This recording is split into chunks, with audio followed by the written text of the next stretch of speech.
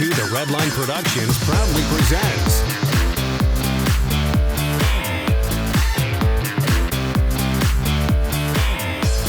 today's 2 The Redline review was made possible in part by Hey YouTube.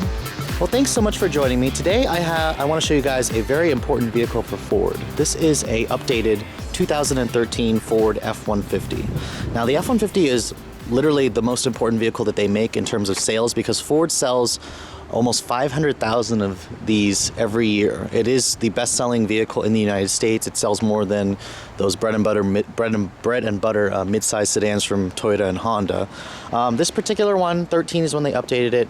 The F-150 is one of the most customizable Fords available. There are so many different trims, packages available.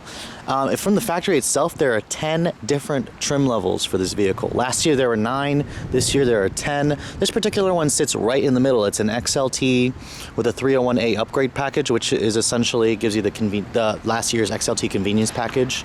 This one also has the XLT Chrome package. In terms of trim levels to choose from, there's everything from the base XL. From there on, you go to STX, then you have your XLT, FX2 and FX4, Lariat, Harley Davidson, King Ranch, Platinum, and now there's the Limited. So there's a lot of ways to choose this vehicle. This particular one is a Super Crew configuration, which means it's got the 4 full-size doors. The half doors are the Super Cab, and then there's the regular cab, which is just the 2 doors. This particular one is also the 145-inch wheelbase, which means it's the short bed, the 5.5-foot bed. You can move up to the 163-inch wheelbase, and that gives you the 6.5-foot bed.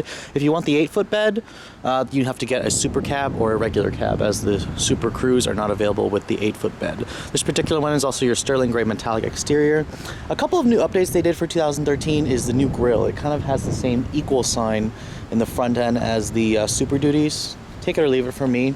You can get a 3-bar grille on some of the upper trims.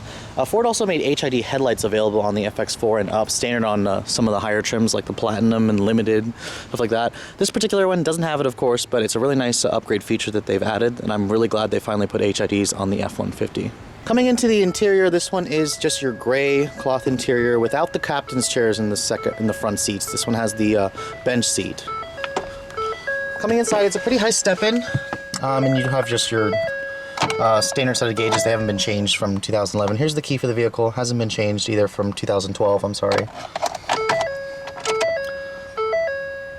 Really nice set of gauges. I've always liked the gauges in the F-150. They don't really need to change them.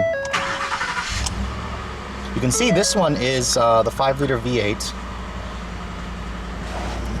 Anyways, shutting the door, the windows are automatic up-down for the driver and the front passenger, so that's very nice of Ford.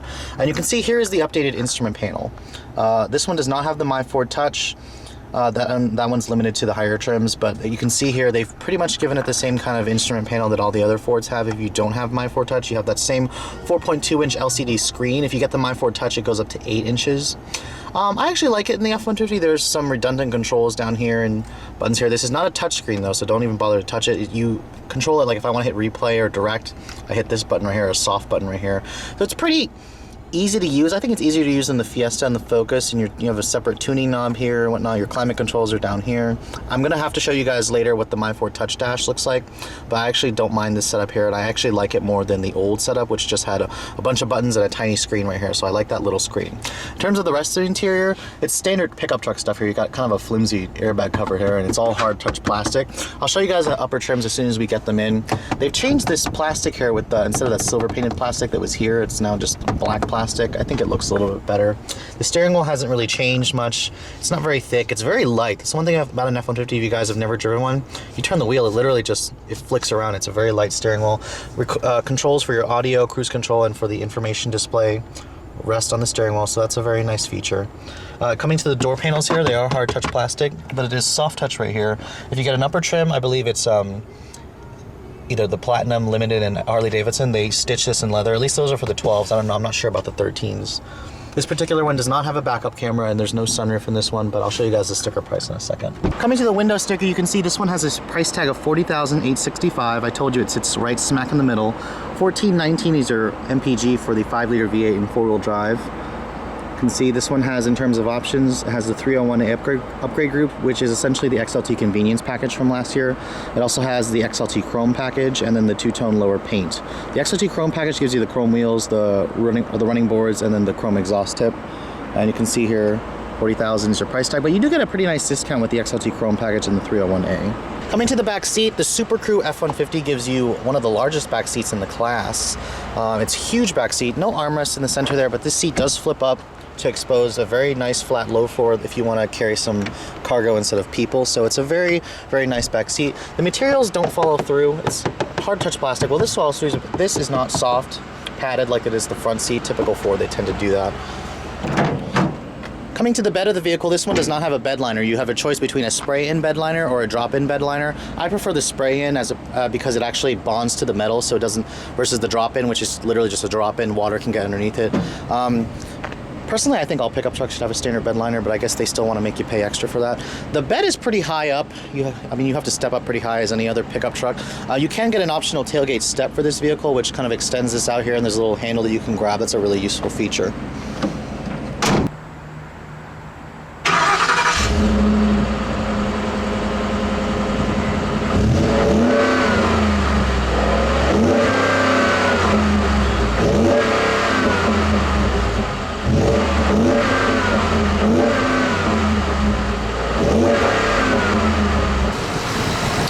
Now, coming under the hood, you can see this one has the 5-liter V8 engine from the Ford Mustang, essentially, detuned to make 360 horsepower and 380 foot-pounds of torque. It actually looks a little bit smaller under there. The 6.2, there's definitely room for the 6.2 in this vehicle, but this engine moves the truck out really well. In terms of sales, most people are actually picking the EcoBoost over the 5-liter V8. I personally would probably choose the EcoBoost for myself, but the hardcore truck guys, the 5.0 is available for them for that V8 sound, which the EcoBoost doesn't really offer. But both engines move the truck out very well. 1419 is your gas mileage for the V8. 1521 is the EcoBoost gas mileage. So if you guys looking for better gas mileage, definitely recommend the EcoBoost. All right, so for those of you in the market for a brand new pickup truck, let's take a look at how this bad boy drives. Now, one of the reasons why people buy pickup trucks, at least the ones who don't necessarily need their towing and hauling ability, is the presence on the road. This thing is just big. It gives you a really nice commanding view of the road. It's very wide. There's lots of space to stretch your arms out. And it's a pretty easy truck to drive. You'd be surprised. You know, this thing is very large on the outside, but the steering is really light. The truck actually feels a lot smaller than, you know, its size actually suggests. So it's a pretty easy vehicle to drive. It's not fun to drive. But you do have a very comfortable seat. It's a nice, decent ride quality, actually. I'm very surprised with that live axle in the back and there's no weight. This truck actually rides pretty well.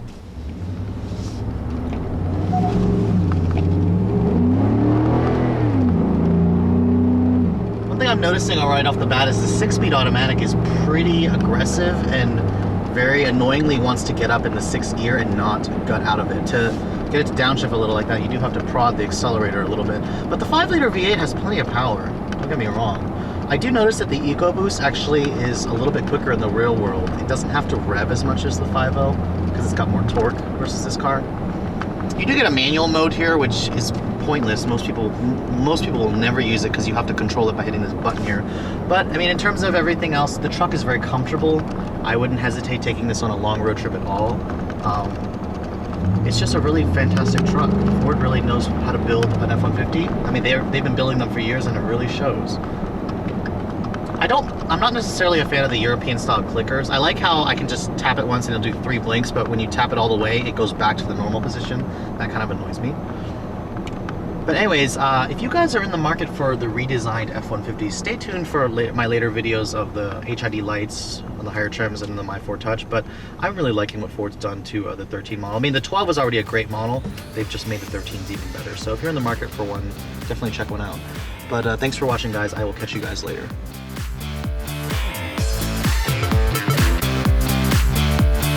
Yeah, here's some legal stuff for you. The views and opinions expressed in the following video may not necessarily reflect those of the title holding automotive dealer or the entity they represent.